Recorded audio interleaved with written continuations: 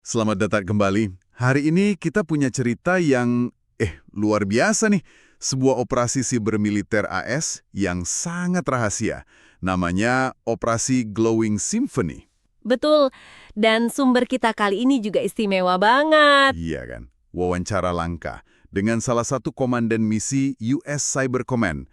Orang yang menjalankan langsung operasinya. Jarang-jarang loh bisa dapat akses kayak gini, kesempatan buat ngintip operasi siber level tinggi. Nah, jadi misi kita bareng Anda hari ini, kita mau coba bongkar. Gimana sih dan kenapa serangan siber ini dilancarkan? Tujuannya kan buat melumpuhkan mesin propaganda ISIS, yang waktu itu, kuat banget ya. Kuat banget. Kita ingat konteksnya dulu mungkin ya, sekitar tahun 2014 itu. Oh iya, waktu ISIS merebut Mosul di Irak, kota terbesar kedua kan itu? Betul. Terus mereka deklarasikan kekhalifahan. Akibatnya, ya, krisis kemanusiaan besar. Ratusan ribu orang ngungsi atau terbunuh. Itu momen yang bikin ISIS mendunia. Dan yang langsung kelihatan banget waktu itu, cara mereka pakai media ya. Nah, itu dia poinnya. Mereka itu bukan cuma kelompok bersenjata biasa. Propaganda mereka tuh canggih banget, efektif pula. Gimana tuh canggihnya? Bayangin aja, mereka punya majalah kualitas tinggi, diterbitin dalam 10 bahasa. Belum lagi video-video eksekusi yang, ya ampun, diproduksi profesional gitu, terus disebar luas. Serem banget. Media sosial juga kan? Ribuan akun. Buat rekrutmen, nyebar teror, skalanya itu masif. Terorganisir kayak kantor berita modern. Ada editornya, penerjemah, staf IT, bahkan bagian keuangannya sendiri. Wow, pantas saja dunia responsnya keras ya. Ada operasi militer kayak Inherent Resolve itu. Iya, pakai serangan udara, rudal Tomahawk. Tapi ya itu, ternyata itu aja nggak cukup buat ngeredam propaganda mereka. Nah, ini nyambung ke topik kita. Operasi siber ini jadi penting karena... Karena ini pertama kalinya, setidaknya yang diakui publik ya, AS itu pakai serangan siber buat merusak. Bukan cuma ngumpulin data atau mata-matain. Ini benar-benar buat ngerusak infrastruktur musuh. Pergeseran besar ini. Oke, menarik banget. Kita coba fokus ke sosok kuncinya yuk. Narasumber wawancara ini kita sebut aja sang komandan ya, biar aman. Setuju. Identitasnya kan rahasia. Latar belakangnya ini loh yang bikin kaget. Awalnya dia itu anggota Marinir Force Recon. Wah, Force Recon itu kan pasukan elit banget ya. Iya, yang terjun dari ketinggian ekstrim itu loh. Halo, ahli selam tempur, terus ya bertempur langsung di garis depan. Di Afghanistan lawan Taliban misalnya. Bener-bener prajurit lapangan. Terus kok bisa pindah ke siber? Jauh banget kayaknya. Nah itu dia. Dia bilang semakin tua, fisik semakin berat, gitu katanya. Jadi dia lihat siber ini cara baru buat tetap bertarung. Masuk akal sih. Jadi dia pindah ke Marine Forces Cyber Command, Marvo Cyber. Betul, Marvo Cyber. Unit ini misinya gimana? Misinya jelas banget. Melakukan operasi dunia maya spektrum penuh. Nah, ini bagian pentingnya nih. Termasuk melakukan operasi dunia maya ofensif. Oh, jadi dari awal emang udah ada mandat buat nyerang ya? Bukan cuma bertahan? Tepat, bukan cuma bertahan. Mereka bawa mentalitas marinir yang agresif itu ke dunia siber. Tunggu. Sampai ada tradisi anggota baru pakai jaket anti peluru atau helm pas misi cyber pertama di depan komputer. Serius ini? Haha, iya serius. Kedengerannya aneh ya, tapi itu simbolis banget. Menunjukkan gimana kultur tempur itu dibawa ke dunia maya. Jadi istilahnya kayak nembak peluru siber gitu ya? Iya, atau patroli siber. Mentalitasnya ya menyerang. Makanya, sang komandan ini nggak main-main persiapannya. Dia ikut pelatihan macam-macam. Pelatihan apa aja tuh? Mulai dari sertifikasi dasar kayak Security Plus, Network Plus, terus naik level ke CEH, Certified Ethical Hacker, biar bisa mikir kayak peretas, sampai pelatihan spesifik soal eksploitasi jaringan, taktik siber ofensif, defensif, wah lengkap deh. Sampai akhirnya kursus jadi komandan misi. Gila, transformasinya total ya? Dari prajurit tempur jadi komandan peretas. Bisa dibilang gitu, dari medan perang fisik ke medan perang digital. Oke, nah balik ke ISIS tadi. Akhir 2014, katanya dibentuk tim gabungan khusus NSA dan Cyber Command ya. Fokusnya cuma ke media ISIS. Betul. Ini nunjukin betapa seriusnya mereka ngelihat ancaman propaganda ISIS ini, sampai dibikinin tim khusus. Tugas awal mereka ngapain aja? Langsung nyerang? Belum, justru selama 1,5 tahun penuh, dari akhir 2014 sampai pertengahan 2016, tugas mereka itu murni intelijen. 1,5 tahun. Ngapain aja selama itu? Ngumpulin data, analisis, dan yang paling penting, memetakan seluruh ekosistem media ISIS. Orang-orangnya siapa aja, dari editor senior, penerjemah, kameramen di lapangan. Tempatnya juga, server gitu-gitu. Iya, tempat fisik maupun digital. Servernya di mana, domainnya apa aja, infrastrukturnya gimana, pakai layanan chat apa, hosting di mana, pokoknya semua dipetakan. Tujuannya biar apa tuh? Biar paham luar dalam gimana mesin propaganda ini bekerja. Sang komandan tuh ngasih analogi kayak memetakan struktur organisasi kantor berita besar, sebutlah kayak CNN gitu. Hasilnya pasti kompleks banget ya petanya. Kompleks banget. Butuh sabar dan teliti itu 1,5 tahun. Hasilnya itu yang disebut sang komandan peta besar. Peta besar? Kayak gimana tuh? Ya, bayangin aja papan investigasi FBI di film-film itu. Penuh titik-titik, orang, gambar, server, domain, akun medsos, terus dihubung-hubungin pakai garis merah. Dia yakin banget, waktu itu cuma segelintir orang di dunia yang tahu sedetil timnya soal operasi media ISIS. Tapi itu semua masih ngumpulin data ya? Masih ngamatin dari jauh? Masih. Belum ada aksi ofensif. Terus, apa yang bikin mereka akhirnya berubah pikiran? Dari ngamatin, jadi nyerang. Titik baliknya itu serangan-serangan teroris yang diklaim ISIS sepanjang 2015. Puncaknya itu serangan di Paris November 2015. Oh iya, yang korbannya banyak banget itu ya. 130 orang. Betul, itu mengguncang dunia banget. Para pemimpin AS jadi geram. Menteri Pertahanan waktu itu, Ash Carter, minta opsi tindakan balasan yang signifikan, termasuk opsi siber. Sebelumnya belum ada permintaan gitu. Belum se-eksplisit itu. Sebelumnya peran tim siber ya lebih ke support operasi fisik aja, ngasih intelijen. Belum ada selera politik lah istilahnya, buat operasi siber murni yang tujuannya menghancurkan. Jadi tekanan dari dunia nyata itu yang mendorong perubahan strategi dunia maya ya? Bisa dibilang gitu. Terus ada momen pencerahan di Februari 2016. Momen pencerahan? Iya, pas sang komandan ini ngelihat lagi peta besar yang udah mereka buat. Dia sadar sesuatu yang krusial. Apa tuh? Jaringan media ISIS ini, walaupun kelihatannya luas banget, ternyata sangat terpusat di beberapa titik infrastruktur kunci. Server-server utama, domain-domain penting gitu. Oh, jadi ada titik lemahnya. Nah, dia langsung mikir, ini semua nyambung. Kalau kita hancurin beberapa titik vital ini, semuanya bakal ambruk kayak rumah kartu. Dia langsung lari ke kantong atasannya, ngejelasin di papan tulis. Antusias banget katanya. Momen aha yang mengubah segalanya ya. Ini yang kemudian jadi cikal bakal JTF Aries. Tepat sekali. Momen itu jadi katalis dibentuknya Joint Task Force Aries.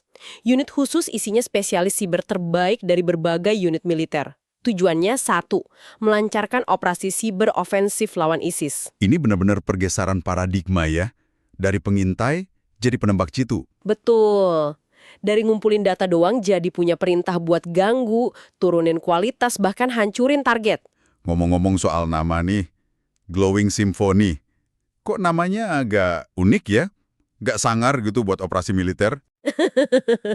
Iya kan? Ada ceritanya. Jadi unit siber marinir itu punya tradisi nama operasinya diawali GL. Timnya ngusulin nama keren kayak Gladiator, Gladius. Terus kenapa jadi glowing? Nah, itu dia. Entah kenapa dari atas disetujuinya malah glowing. Aneh kan? Terus ada kapten yang agak nyentrik di tim nambahin Symphony. Symphony. Kenapa Symphony? Katanya terinspirasi istilah Symphony of Destruction, itu istilah kalau artileri nembakin target bareng-bareng gitu, serentak. Jadilah Glowing Symphony, OGS. Aneh sih, tapi ya udah nempel namanya. Oke. Terus Mei 2016, Presiden Obama tanda tangan task order-nya ya? Betul. Task Order 16063.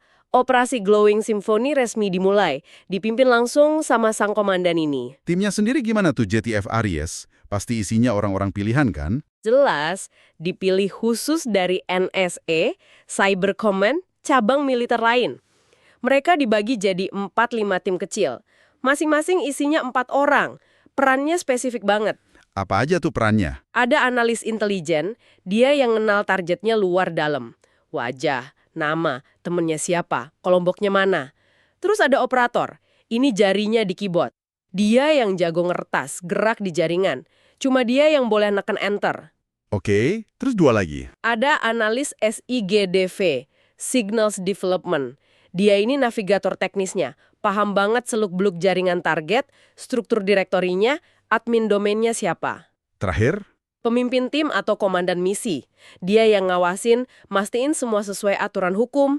selama nunggu lampu hijau terakhir buat nyerang, pasti tegang banget ya suasananya. Tegang banget. Mereka khawatir akses yang udah susah payah dibangun itu hilang. Mungkin ISIS curiga atau apa gitu kan. Belum lagi birokrasi, persetujuan pemerintah ya, biasanya kan lama. Nah, itu juga. Prosesnya berlapis, bikin cemas, rasanya kayak duduk di atas bom waktu. Tapi sisi baiknya, mereka jadi punya waktu buat nyiapin rencana serangan yang, wow, detailnya luar biasa. Sedetail apa emang? Kata sang komandan, direncanakan sampai ke tingkat ketukan keyboard. Wow, sampai ketukan keyboard. Berarti bukan sekedar, ayo kita retas gitu ya? Jauh banget. Mereka bikin skrip serangan otomatis, diuji berkali-kali di lingkungan simulasi yang aman, latihan terus-menerus. Skripnya dicek lagi. Semua skrip ditinjau sama direktur teknis. Otomatisasi ini penting banget buat kecepatan dan presisi nanti pas eksekusi. Waktu serangannya juga dipilih khusus. Dipilih cermat banget. Jendela waktunya cuma 2 jam. Pas target diprediksi lagi lengah. Target utamanya harus bisa lumpuh dalam 10 menit pertama. Cuma 10 menit. Cepet banget. Tujuannya memang pukulan masif. Hancurkan sebanyak mungkin, secepat mungkin, dan serentak. Biar ISIS nggak sempat reaksi atau mutus akses tim penyerang. Oke, siap. Perencanaan matang, tim elit, skrip otomatis. Gimana pas eksekusinya? Hari H-nya gimana? Hari H. Tim ngumpul di ruang operasi besar, namanya Ops Floor. Bayangin aja kayak di film-film. Ruangan remang-remang, banyak layar monitor gede nampilin peta dunia, status sistem, deretan keyboard di mana-mana. Tegang pasti suasananya. Terus komandonya gimana? Setelah izin akhir, cleared hot, diterima lewat telepon aman dari markas, sang komandan cuma ngasih komando singkat, let's go. Langsung jalan semua? Seketika, para operator langsung ngejalanin skrip serangan bareng-bareng. Serentak. Simponi penghancuran siber dimulai ya. Mereka ngapain aja tuh di jaringan ISIS? Bergerak cepat banget, mereka hapus mesin-mesin virtual tempat website ISIS jalan, ambil alih kendali domain internet kunci mereka, hapus akun-akun penting, admin, pengguna, hapus data di server utama. Yang penting juga ngunci akses kan ya, biar nggak bisa balik lagi. Nah, itu krusial. Dikunci aksesnya biar susah dipulihkan. Semua kemajuan dicatat real-time di papan tulis gede di dinding ops floor. Dicatat gimana? Tiap target yang berhasil lumpuh dilaporin pakai kode. Misal, 1 Delta Packers gitu. Terus dicatat sama sang komandan. Pasti ada momen-momen nggak terduga dong selama eksekusi, nggak mungkin mulus terus kan? Ya pasti ada. Ada satu momen kritis banget. Satu tim itu tiba-tiba macet. Macet kenapa? Pas mau akses sistem vital, muncul pertanyaan keamanan. Siapa nama hewan peliharaanmu? Wah, terus gimana? Ada di skrip nggak jawabannya? Nggak ada. Mereka panik. Kalau gagal di situ, operasi bisa berantakan. Lalu? Di tengah panik itu, ada satu analis intelijen. Dia ini udah 3 tahun khusus mempelajari target yang satu ini. Dia berdiri, terus dengan yakin bilang, 15-15. Dia selalu pakai 15-15. Angka 15-15. Dicoba. Dicoba sama tim operator. Dan berhasil. Bisa masuk. Gila. Sedalam itu ya intelijennya. Sampai tahu jawaban pertanyaan keamanan personal gitu. Iya, ini nunjukin betapa detailnya intelijen yang mereka kumpulin. Nggak main-main. Selain itu, serangan juga nyasar ke aset lain. Kemungkinan akun finansial juga. Tujuannya ngambil duitnya. Bukan, itu urusan FBI katanya. Tujuan mereka cuma ngunci akses permanen. Misalnya kalau ada dompet kripto, kunci privatnya dihapus. Kunci privat. Kode rahasia itu ya. Betul, kunci privat itu kan mutlak perlu buat akses dompet kripto. Kalau dihapus, ya udah, dana di dalamnya kekunci selamanya, nggak bisa diapa-apain lagi. Kata sang komandan, banyak sekali penghapusan yang terjadi. Oke, jadi eksekusinya intens banget ya. Hasil akhirnya gimana? Berhasil nggak pukulan masif itu? Sangat berhasil, setidaknya untuk jangka pendek. Dalam 10 menit pertama itu, titik-titik infrastruktur kunci media ISIS sudah berhasil dikuasai atau dihancurin. Setelah 10 menit. Tim lanjut pembersihan. Sekitar 2-4 jam berikutnya, mereka maksimalkan kerusakannya. ISIS pasti coba bangun lagi kan? Pasti coba. Tapi ya susah banget. Tim IT mereka harus bangun ulang banyak hal dari nol. Atau mungkin pulihin dari backup, tapi backupnya bisa jadi udah dirusak juga sama tim OGS. Tapi, dampaknya tahan lama nggak? Beneran efektif gitu ngelumpuhin propaganda ISIS? Nah, ini pertanyaan penting. Sang komandan sendiri ya jelas bilang efektif. Dia kan pelakunya. Tapi kalau kita lihat data publik yang ada, emang ada beberapa indikator menarik sih. Apa aja tuh indikatornya? Aktivitas Twitter akun-akun pro-ISIS turun drastis. Terus, majalah andalan mereka, Rumia, itu kan tadinya terbit rutin banget tiap 28-30 hari. Iya, yang kualitasnya bagus itu kan? Betul. Nah, setelah OGS, mulai terbitnya telat. Rata-rata jadi 36 hari. Kualitasnya juga turun. Jadwalnya makin kacau seiring serangan lanjutan dari JTF Aries. Akhirnya, majalah itu berhenti terbit sama sekali. Dianggap nggak sustain dan citranya udah rusak. Ada data lain? Soal website misalnya? Ada. Katanya cuma sekitar 40% website ISIS yang bisa balik online setelah serangan awal. Terus, setelah 7 bulan operasi lanjutan JTF Aries, bulan pertama, itu hampir tiap hari mereka nyerang, sekitar 90% website ISIS hilang permanen. Lenyap aja gitu. Wah, 90% permanen itu gede banget ya. Jadi dampaknya signifikan dong. Cukup signifikan ya. Meskipun mungkin nggak secara langsung ngerebut kota atau gimana ya, tapi buat mesin propagandanya, ini pukulan telak. Pertama kalinya, pemerintah AS secara publik ngaku melakukan operasi siber yang destruktif, yang ngehapus data, ngerusak sistem. Sebelumnya nggak pernah ngaku gitu ya? Kemampuan ofensifnya sih disebut di misi, kayak di Marfor Cyber tadi. Tapi pengakuan spesifik, kami ngeretas dan ngerusak target X, itu baru kali ini. Beda sama Stuxnet kan, yang nggak pernah diakuin resmi sama AS. Berarti OGS ini menegaskan kalau cyber itu Domain perang kelima, yang nyata. Setara sama darat, laut, udara, dan antariksa. Atau informasi.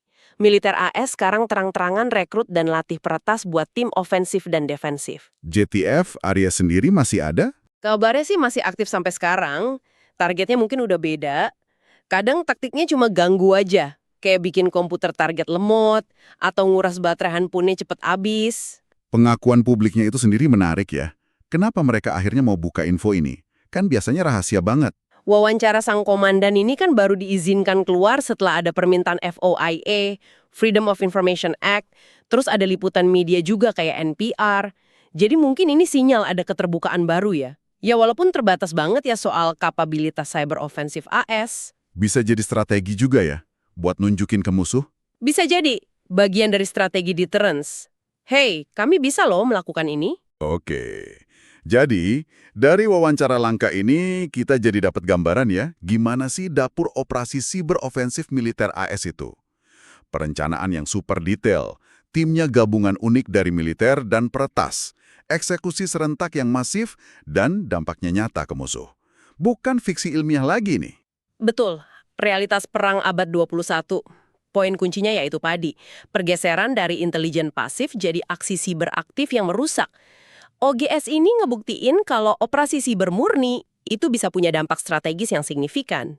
Walaupun bukan OGS yang ngerebut Mosul ya. Bukan, Mosul tetap direbut pasukan darat Irak yang dibantu koalisi. Tapi OGS ini bagian penting dari respons komprehensif terhadap krisis ISIS waktu itu. Ini babak barulah dalam peperangan modern. Nah, dengan makin terbukanya tabir operasi kayak Glowing Symphony ini, ada pertanyaan penutup nih buat Anda renungkan di rumah. Apa tuh? Apa artinya ini buat masa depan konflik? Gimana perang siber bakal terus ngebentuk cara negara-negara berinteraksi, bersaing, bahkan berperang? Dan pintu apa lagi, baik peluang maupun risiko, yang mungkin udah kebuka gara-gara operasi semacam ini? Pertanyaan bagus tuh buat dipikirin. Sesuatu untuk Anda renungkan. Terima kasih banyak sudah menyimak pembahasan kita kali ini. Sampai jumpa! Sampai jumpa!